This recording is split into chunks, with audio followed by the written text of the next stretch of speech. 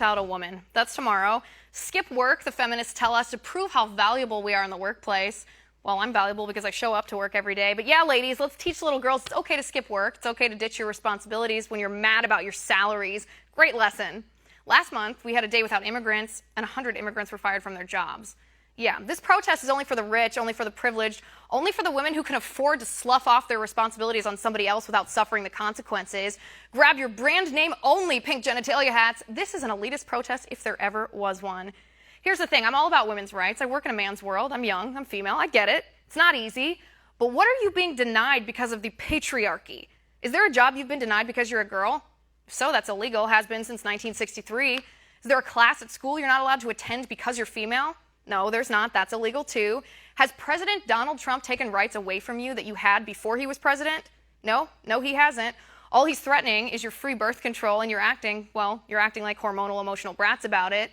You don't stand up for the women in Iran, Iraq, Pakistan, Saudi Arabia, Syria, Yemen, and the Sudan who were mutilated, oppressed, and killed because they're girls. You don't stand up for the Yazidi girls who were burned alive in a metal cage because no doesn't mean no to ISIS. You don't stand up for Christian women, business owners whose shops were shut down because the government didn't like their religious beliefs. You don't stand up for the 200,000 women who defend ourselves against sexual abuse every year with legally owned firearms.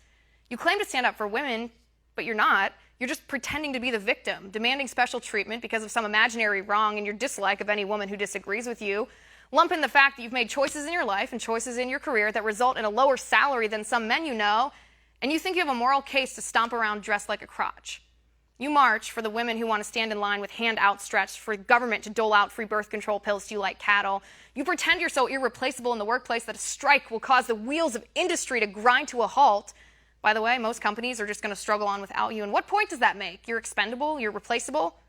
But the 29 million baby girls who never got to enjoy their fundamental right to life, every day is a day without these women. Funny how these elitist feminist protesters fail to mention them.